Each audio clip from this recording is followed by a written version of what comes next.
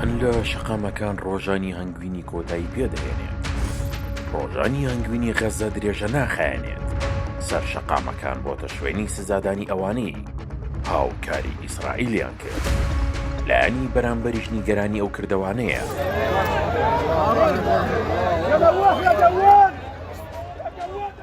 دیمانێکە کە لە تۆڕە کۆمەڵایەتیەکان بافراوانی بڵاو بۆتەوە، تێیدا 7 کەس لە بەرچاوی خەڵک دەکوژرێن.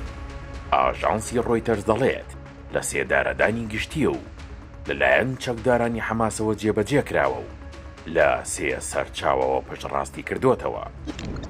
هەردوو لایەنی شەڕەکە دوو ڕۆژی پڕ لە ئاهەنگ و خۆشیان بەڕێ کرد، بە تایبەت کە نزیکی 3000 فەڵەستینی و 20 بارمتەی ئیسرائیل بە کەسوکارەکانیان شاد بوونەوە. هێشتا تەقە و شەڕ لە ناوچە جیاوازەکان جارجارە ڕوو دەدەن، هەر بۆیە ئاگربەستەکە لەرزۆکە لە هەر خولەکێکدا ئەگەری کۆتایی هاتنی هەیە، بەوەش پلانەکەی سەرۆکی ئەمریکا بۆ ئاشتی هەڵدەوەشێتەوە. لە دوای دەستپێکردنی ئاگربەستەکە چەکدارە فەڵەستینیەکان لە نێو شەقام و خانوە ڕووخاوەکاندا نمایشی هێزی خۆیان دەکەن.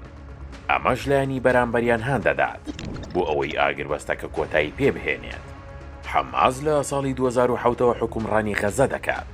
لە ڕۆژی 7 ئۆکتۆبەری 2023دا 251 کەسیان بە بارمتە گرت، نزیکەی 2500 کەسیشان لەو شەڕە 2 ساڵێدا کوشتووە.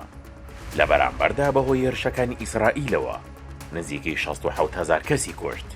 ئەگەرچی هیوای هەموو جیهان لەسەر و ئاگربەستە هەڵچنراوە بۆ کۆتایی هێنان بەو شەڕە خوێناویە، بەڵام کردەوەکانی نێوان هەردوو لایەنەکە لەوانەیە لە هەر چرکەیەکدا کۆتایی بە ڕۆژانی هەنگوینی بهێنێت و جارێکی دیکە گریان و شیوەن بەرۆکی هەمووان بگرێتەوە.